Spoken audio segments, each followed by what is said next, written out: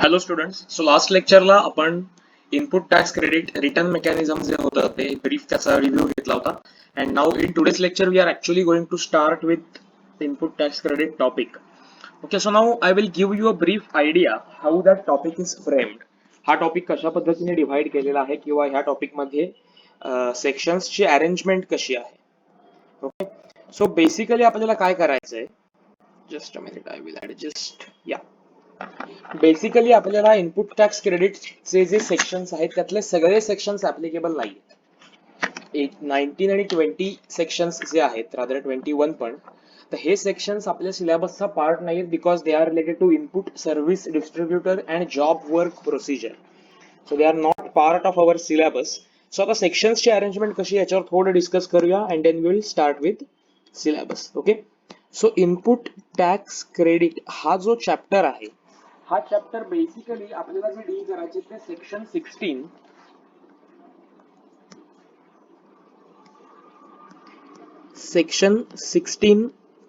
Then section 17 आणि section 18 हे तीनच सेक्शन जे आहेत ते आपल्याला स्टडी करायचे आहेत along with the applicable rules there.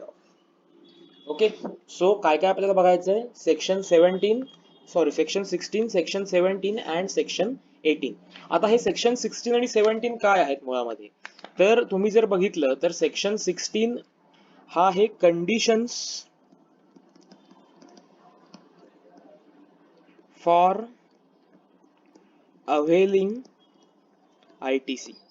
म्हणजे एखाद्या परचेसचं, एखाद्या इनवर्ट सप्लायचं जर मला इनपुट टॅक्स क्रेडिट क्लेम करायचं असेल, जर मला ते डिडक्ट करण्यासाठी हवं असेल, तर मला कुठच्या कुठच्या कंडिशन्स फॉलो केल्या पाहिजेत, मला काय काय रूल्स फॉलो केले पाहिजेत, माझ्याजवळ कुठची डॉक्युमेंट्स असणं आवश्यक आहे.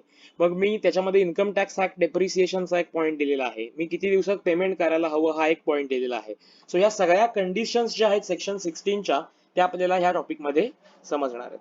सेक्शन 17 जो आहे तो आहे अपोर्शनमेंट अँड ब्लॉक्ड क्रेडिट. काय आहे, apportionment and blocked credit. So apportionment म्हणजे काय आहे, तर आता काही वेळेला असं होतं की मी सगळ्या गोष्टी टॅक्सेबल सप्लाईज परचेस करतो. ओके, याच्यावरचं इनपुट टॅक्स रेट मला अवेल करायला मिळतं, पण मी सगळा जो सप्लाय करतो, आउटवर्ड सप्लाय, हा सगळा एक्झम्प्ट आहे. म्हणजे मी काहीतरी 1-2-4 ABC कमॉडिटीज परचेस करतो, त्यातनं मी काहीतरी प्रोसेस करतो, मी मॅन्युफॅक्चरर आहे, मी काहीतरी प्रोसेस करतो आणि मी जे प्रॉडक्ट सेल करतो त्याच्यावर टॅक्सची लेव्हीच नाही, मग मला ह्याचा ITC मिळेल का? कॉमन लॉजिक आहे ना. तुम्हाला इनपुट टॅक्स क्रेडिट का मिळतंय, तर तुम्ही आउटवर्ड सप्लायवरती टॅक्स पे करताय, गव्हर्नमेंटला ती लायबिलिटी डिस्चार्ज करताय, त्याच्यातून तुम्ही सांगताय की ओके मी गव्हर्नमेंटला एवढा एवढा टॅक्स पे करायला लायबल आहे, पण त्यातला मी ऑलरेडी एवढा पे केलेला आहे. जर तुम्ही गव्हर्नमेंटला काहीही आउटपुट टॅक्सच देत नसाल तर तुम्हाला इनपुट टॅक्स क्रेडिट का मिळेल, मग त्याचा रिफंड मिळेल का, तर नाही मिळणार. सो हे सगळं कुठे सांगितलंय, सेक्शन 17 मध्ये. प्लस या सेक्शन 17 मध्ये एक 17 सबसेक्शन 5 नावाचं सेक्शन आहे की जो तुम्हाला अख्खाच्या अख्खा सेक्शन पाठ करायचा आहे, की जो ज्याच्यावरती हमखास एक तरी प्रश्न एक्झाम मध्ये लिहून ठेवा, मला गॅरंटी याच्यावर एक तरी प्रश्न एक्झाम मध्ये विचारला जाणार. सो हा सेक्शन 17.5 काय आहे की इव्हन दो सगळ्या कंडिशन्स फुलफिल होत आहेत तरी सुद्धा त्यांनी एक लिस्ट प्रिस्क्राईब केलेली आहे की ओके ह्या लिस्ट मधले जे काही कमॉडिटीज आहेत किंवा सर्व्हिसेस आहेत याचं इनपुट टॅक्स क्रेडिट कोणालाही मिळणार नाही. त्याला त्यांनी काही एक्सेप्शन सांगितलेले आहेत, काही कंडिशन सांगितलेले आहेत. So section 17.5 is interesting thing, so तो आपल्याला बघायचा आहे. आणि मग सेक्शन 18 काय आहे, तर ITC इन स्पेशल सर्कमस्टन्सेस किंवा इन स्पेशल केसेस आपण सोप्या भाषेत म्हणूया. सो आपल्याला ही गोष्टही बघायची आहे. सेक्शन 16 मध्ये कंडिशन, सेक्शन 17 मध्ये अपोर्शनमेंट आणि ब्लॉक क्रेडिटचा सेक्शन आहे, आणि सेक्शन 18 मध्ये स्पेशल केसेस मध्ये ITCचं काय होईल. आता ह्यातली एक स्पेशल केस तुम्हाला जर आठवत असेल तर आपण कॉम्पोजिशन स्कीम बघितली होती तेव्हा होती की when any person is opting for composition scheme when he was earlier in regular scheme, so he have to reverse his input tax credit. किंवा if any person is again converting from composition to regular scheme, so in that case he is going to avail the input tax credit.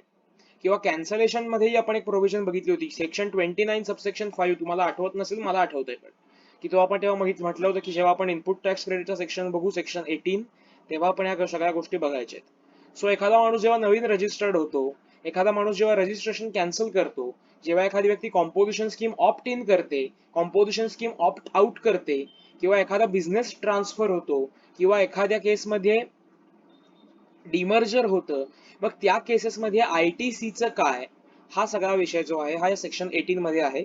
Again section 18 हा थोडासा tough part आहे. So section 18 आपण last ठेवणार आहोत. I think एक्झामिनेशनच्या दृष्टीने याच्यावरती फार मोठे क्वेश्चन्स एक्सपेक्टेड नाहीयेत. सेक्शन 18चं पण आपण व्यवस्थित डायसेक्शन करणार आहोत. आणि माझं एक कायम प्रिन्सिपल आहे, मी तुम्हाला एक टिप देऊन ठेवतो की एक्झामिनेशन मध्ये कुठचाही टॉपिक कधी ऑप्शनला टाकू नका. मी माझं सीपीटीचं एक्झाम्पल सांगतो की मी सीपीटीला असताना मला मॅथमॅटिक्स, तुम्हालाही असणार, मॅथमॅटिक्सचा जो पेपर होता त्याच्यामध्ये शेवटी स्टॅटिस्टिक्स काहीतरी रिलेटेड टॉपिक्स होते. सॅम्पलिंग एक टॉपिक होता आणि एक स्टॅटिस्टिक्स रिलेटेड मला वाटतं ते असे काहीतरी ग्राफ्स काढायचे असायचे, त्याला काहीतरी म्हणायचे सर, मला नावही आठवत नाहीये त्याचं. सिम्पल काय काय काय बरं नाव होतं त्याचं, ओके समथिंग, तुम्हाला आठवलं असेल, तुम्ही आताच पास केलंय, सध्या कुठेही लागलंही नाही पुढे सिलेबस मध्ये, पण ते काहीतरी होतं. सो तो टॉपिक मला मॅथ्स मध्ये थोडा डिफिकल्ट जात होता. सो मी काय केलं होतं की तो टॉपिक अख्खा नाही ऑप्शनला टाकलेला, त्या टॉपिक मधल्या ज्या मला समजण्यासारख्या कॉन्सेप्ट होत्या, जे बेसिक कॉन्सेप्ट होत्या, त्या करून ठेवल्या होत्या. म्हणजे मला कॉन्फिडन्स काय होता की ओके, ह्या स्टॅटिस्टिक्सच्या टॉपिक मधलं जर एक्स्ट्रीम व्हरायटी काहीतरी आली तर मला येणार नाही अग्रेड, पण तो अख्खा टॉपिक मी नजरेड नाही केलाय, त्यातला जर सोपा प्रश्न पडला तर मी लिहिणार आहे, मग मी ते मार्क घेणार आहे, मग मी ते मार्क सोडणार नाहीये. सो इथे कुठेतरी तुम्हाला असं प्लॅनिंग करून ठेवायला लागेल की ओके, आता ITCचा टॉपिक अवघड समजा वाटत असेल, वाटणार नाही पण वाटत असेल तर ओके, सेक्शन 18 अवघड वाटतोय ना, तर 18 सबसेक्शन 2, 3, 4 अवघड आहेत, पण 18(1) क्लॉज ABCD तर मी करून ठेवतो, किंवा 17(5) मधले मला एक 2-4 क्लॉजेस अवघड जातात, अख्खा सेक्शन नाही ऑप्शनला टाकायचा, ठीक आहे, मग त्यातले काही एक्सेप्शन्स, काही कंडिशन्स मी काय करून ठेवतो. आणि मग मला हे अगदीच वाटतं की नाही बाबा, हे खूप इन्कम टॅक्सला GST डोक्याला त्रास होतोय, तर मग मी तो थोडा भाग ऑप्शनला टाकू शकतो. पण एक्झामिनेशनला अख्खा एखादा चॅप्टर कडे मी बघितलंच नाहीये असं करायचं नाही. नंतर काय होतं की आपण एखादा चॅप्टर ऑप्शनला टाकतो आणि नंतर त्याच चॅप्टर मधला अत्यंत फालतू क्वेश्चन एक्झाम मध्ये विचारतात आणि आपला कॉन्फिडन्स इतका लूज झालेला असतो, कारण आपण ठरवलेलं असतं मनाशी, we have created a mental block that आम्हाला हे काही माहितीच नाहीये आणि मी यातलं काही बघणारच नाहीये. सो असा जर तुम्ही मेंटल ब्लॉक क्रिएट करून ठेवला ना, तर मग त्याला जास्त त्रास होतो, किंवा ते परीक्षेमध्ये आपल्याला सोपा प्रश्न सुद्धा उत्तर देता येत नाही. त्यामुळे कायम काय करायचं की ओके, मी त्यातला 90% मला समजा येत नाहीये, 10% तरी करून ठेवू की ओके, हा पोर्शन आहे ना, हा अवघड जातोय, तो बाजूला ठेवा, पण बाकीचं तर करून घ्या. जसं आता सेक्शन 17 मध्ये आपल्याला रूल 42 आणि 43 आहे, त्यातला 43 आणखीन अवघड आहे. ठीक आहे, मी पहिला 17(5) तर करून घेतो, 17(5) नंतर मला 42 अवघड जातोय, 43 अवघड जातोय, ठीक आहे, त्यातल्या पहिल्या 2 स्टेप तर बघून ठेवल्या, सहज लक्षात राहण्यासारखे असतील तर राहतील, ठीक आहे, मला 42, 43 नाही लक्षात राहत, लिव्ह इट, पण 17(5) तरी करून ठेवला. सो अशा पद्धतीने तुम्ही जेव्हा एखादा टॉपिक ऑप्शनला टाकायला जाता, तेव्हा त्यातले सोपे सोपे प्रश्न तरी किमान करून ठेवा, असा माझा ऍडवाइस आहे. सो अख्खा टॉपिक ऑप्शनला टाकू शक्यतो नका. आणि माझं एक म्हणणं आहे की ऑप्शनला शक्यतो टाकू नये, हे आयडियल आहे, पण सीएचा अभ्यास करताना मला माहिती आहे की अनेक वेळेला असं होतं की बा खूपच प्रेशर येतं लास्ट मिनिटला आणि मग सगळे टॉपिक नाही रिवाइज होऊ शकत. सो ह्या वेळेला काय करायचं की एक रिडिंग तरी कमीत कमी देऊन ठेवायचं. ठीक आहे, मी रिव्हिजन नाही करणार, माझी रिव्हिजन त्याची नाही होणार, मग माझे काही स्ट्रॉंग पॉईंट्स ठरलेले असतील की ओके बा, हे जीएसटी मधले बाबा माझा 4चा टॉपिक बेसिक आहे, कॉम्पोजिशन तो जो सगळा टॉपिक आहे, रजिस्ट्रेशन टॅक्स इनवॉइस टॉपिक माझे खूप घट्ट आहेत, त्याच्यानंतर मग मला एक्झाम्पन्स टॉपिक मध्ये किंवा अगदी इंट्रोडक्शन टॉपिक मध्ये थोडंसं काहीतरी शंका आहे, थोडा वीक आहे. सो हे अनालिसिस तुम्ही तुमचं करून ठेवा की माझे कुठचे स्ट्रॉंग पॉईंट्स आहेत, माझे कुठचे वीक पॉईंट्स आहेत. पण मग माझं म्हणणं आहे की वीक पॉईंट्स वरती सुद्धा आम्हाला थोडं काम करायला हवं. मी एक काय सिस्टीम वापरायचो की मला ती माझ्या बाबांनी सांगितली होती, आई बाबांनी दोघांनी, पण ती मला खूप उपयोगी पडली होती की एक्झामिनेशन मध्ये तुम्हाला आपण काय करतो की आपल्याला जे येत असतं तेच आपण अभ्यास करत बसतो परत परत. ते तुम्हाला जर येतंय ना, तर त्याचा परत अभ्यास करून तुम्ही काय मिळवणार? तुम्हाला जे येत नाहीये त्याचा तुम्ही अभ्यास करायला पाहिजे. सो कायम मी काय करायचो की टॉपिक माझा एखादा तयार झाला की त्यातल्या मला कुठच्या कन्सेप्ट येत नाहीये त्याची यादी करून ठेवायचो आणि त्या परीक्षेच्या आधी वाचायचो. आपण काय करतो, हे एक्झाम मेंटॅलिटी असते, ती काही प्रमाणात बरोबरही आहे की एक्झामिनेशनच्या आधी आपण काय करतो की हा ठीक आहे, मला ते सगळं व्यवस्थित यायला हवंय, म्हणून मला जे टॉपिक्स कम्फर्टेबल असतात, कम्फर्टेबल इन द सेन्स ते सोपे असतात असं नाही, पण माझा तो टॉपिक जास्त चांगला तयार असेल किंवा मला त्या टॉपिकवर मास्टरी असेल, तेच टॉपिक आपण परत परत करत राहतो आणि मग हा मला येतच नाही, हा टॉपिक आहे ना, ह्यातलं मला काही समजत नाही, सो असं म्हणून आपण तो टॉपिक एकदा बाजूला टाकतो आणि मग तो बाजूलाच राहतो. सो फोकस कशावर करा की तुम्हाला जे येतंय ते येतच आहे ना, तुम्हाला जे येत नाहीये ते जर तुम्हाला आलं तर तुमचा अभ्यास कम्प्लीट होणार, तुम्हाला जास्त मार्क मिळणार. सी परीक्षेमध्ये माझं कॉस्टिंगला पण सीए फायनलला हे कायम व्हायचं की मला जे येतंय त्याचा जर मी परत परत अभ्यास करत बसलो की ओके, तर आता शेवटी कसं आहे की सीए ची परीक्षा आहे. सो तुम्ही प्रेडिक्ट नाही करू शकत. समजा मला असं वाटतं की माझा इनपुट टॅक्स क्रेडिट हा चॅप्टर खूप चांगला आहे, तुम्हाला काय भरोसा आहे की एक्झाम मध्ये तुम्हाला येणारेच प्रश्न पडतील. आयसीआयने काहीतरी बाउन्सर टाकला, तुम्हाला काय गॅरंटी आहे की तुम्हाला त्यातला सगळा प्रश्न समजेल. काही वेळा असं होतं की प्रश्न समजतच नाही आयसीआयचा, काय अँगलने विचारलेला आहे. मग आम्हाला काय करायला पाहिजे की मला बॅलन्स कुठेतरी केला पाहिजे. म्हणजे दोन टॉपिक माझे इतके चांगले आहेत की मला झोपेत नव्हतं तरी सांगता येतील, तरीही एक्झामिनेशन मध्ये याची खात्री नाहीये की मी सगळे प्रश्न देऊ शकतो. बिकॉज आयसीआय ची एक्झाम आहे बॉस, बीकॉम ची किंवा युनिव्हर्सिटीची एक्झाम नाही. May be due respect to their काठिण्य पातळी, पण सीए ची एक्झाम ही टफ आहे हे कोणी मान्य करेल. त्याच्यामुळे तुम्हाला एक गोष्ट अशी लक्षात ठेवायला हवी की ओके, ज्या सिलेबसचा माझा अभ्यास झालाय तो झालेला आहे. मग ज्याचा माझा अभ्यास थोडा डळमळीत आहे, थोडा वीक आहे, त्याच्यावर मला थोडं फोकस करायला पाहिजे आता, सो दॅट तो मी भाग स्ट्रॉंग करून घेतो. आणि मग ठीक आहे, एक्झामच्या लास्ट डेला मी म्हणतच नाही की तुमच्या वीक पोर्शनवर काम करा, पण तेही करायला हरकत नाही, कारण त्यामुळे आपला कॉन्फिडन्स बूस्ट होतो. आणि शेवटी काय, एक्झाम माइंड गेम असतो. एक्झाम मध्ये तुम्हाला सगळं येत असतं. आयसीआयचा ऑल इंडिया रँक 1 ही सांगणार नाही की मला सगळ्याच्या सगळं येत होतं. झालं काय की या 3 तासामध्ये तो फ्लॅश झाला, तो किंवा ती जे कोण असेल ते. सो ही गोष्ट कायम लक्षात ठेवा की आपण एक्झाम देतोय त्याच्याऐवजी एक्झामला स्टडी करा. मग आपण याच्यावर एक रिव्हिजनच्या वेळी सेशन घेणार आहोत. आपल्याला सिलेबसचं वेटेज सुद्धा दिलेलं आहे. आता तुम्ही बघितलं फर्स्ट टॉपिकला वेटेज किती आहे, 2 ते 3%. नका फोकस करू जीएसटीच्या फर्स्ट टॉपिक वरती. जस्ट तुम्ही एकदा ब्रीफ हे करा. आपण एखादं रिव्हिजन लेक्चर केलं असेल तर त्याचं रेकॉर्डिंग करून ठेवा, म्हणजे मी मध्ये मध्ये जी रिव्हिजन घेत असतो त्याची. आणि तुमची जी समरी तुम्ही एखादी तयार केली असेल तर ती वाचून घ्या, एकदा एमसीक्यू बघून ठेवा, संपला विषय. फर्स्ट टॉपिकला फार वेटेज देऊ नका. मग विजवी सेकंड टॉपिकला भरपूर वेटेज आहे. Scope of supply, charge of GST, ह्याला खूप जास्त वेटेज आहे, त्याचा डीपली अभ्यास करा. अगेन आता तुम्ही खालती जेव्हा याल सेकंड मॉड्यूल मध्ये, तेव्हा पेमेंट ऑफ टॅक्स आणि रिटर्न्सला फार वेटेज नाहीये. इग्नोर इट, फार त्याचा महत्व देऊ नका. तुमच्याकडे जर वेटेज आहे की याच्यावर किती आन्सर्स विचारले जातील, तर त्याचा अभ्यास तुम्हाला करायला पाहिजे. सेकंड मॉड्यूल मध्ये input tax credit, tax invoice, registration खूप इम्पॉर्टंट टॉपिक आहे.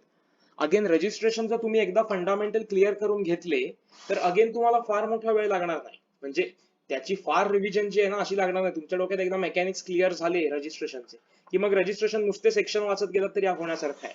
मग ठीक आहे, मी म्हणतो की टॅक्स इनव्हॉइस मध्ये बऱ्याच केसेस इन्व्हॉल्ड होतात, बरेच चार्ट्स बघायला लागतात, मग ते तुम्ही कुठेतरी जास्त वेळ देऊ शकता. सो असं कुठेतरी प्लॅनिंग करत चला की ओके, हा टॉपिक आहे ना हा मी तयार करून ठेवणार आहे, हा विषय संपला. हा टॉपिक आहे ना की ह्या टॉपिकला मला थोडा वेळ द्यायचा, किंवा ह्या टॉपिक मधले ह्या कन्सेप्ट, हे सेक्शन्स माझे प्रिपेअर्ड आहेत, ह्या सेक्शन्सला मला थोडा टाइम द्यायचा आहे. आणि तुमचं लास्ट मिनिट पर्यंतचं प्लॅनिंग असलं पाहिजे. मी तुम्हाला एक सॅम्पल, आपण एक रिव्हिजन लेक्चर घेणार आहोत त्यावेळी त्याचं सांगेन.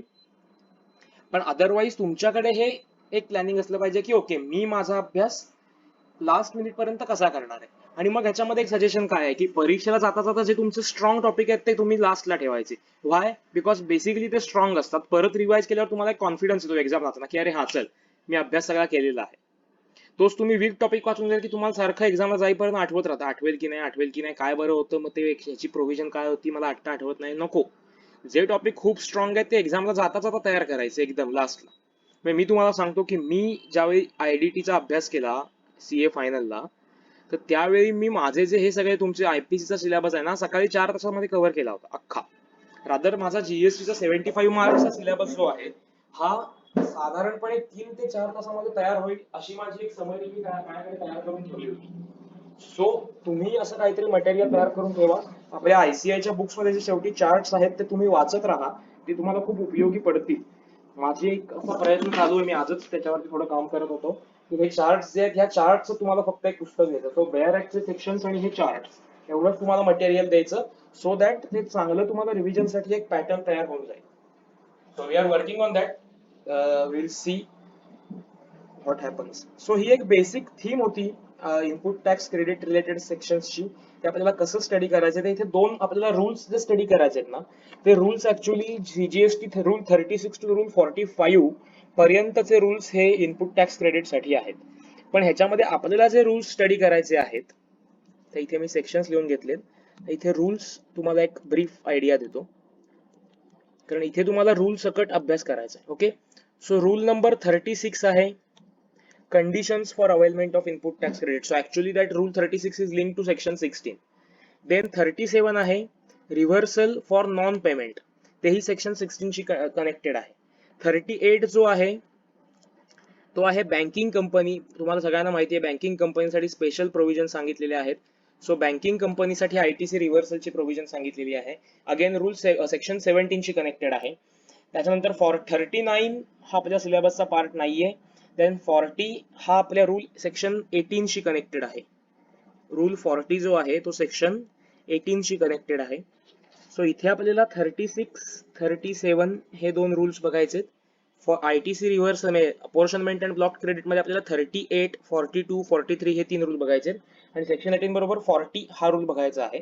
अगेन तिथे 41 हा पण रूल जो आहे तो तिथे इन्व्हॉल्व होतो. 41 रादर 41A ह्यासारखे जे सेक्शन्स आहेत तेही तिथे येतात आणि इवन 44A वगैरे जो आहे हा आपल्या सिलेबसचा पार्ट नाहीये किंवा 44 जो आहे तोही इथे येतो. पण हे एवढे सगळे रूल्स आपल्याला इन डिटेल नसणार आहेत. आपल्याला बेसिकली 36 37 38 42 43 आणि 40 एवढे जरी रूल्स केले तरी भरपूर आहे. ठीक आहे, म्हणजे 6 रूल्स आणि 3 सेक्शन्स आपल्याला स्टडी करायचे आहेत इन डिटेल. लक्षात येत आहे? So will stop here. I think काहीतरी टेक्निकल प्रॉब्लेम होतोय. नेक्स्ट लेक्चरला आपण ऍक्च्युअल सेक्शन 16 प्रमाणे सुरुवात करूया. बाय.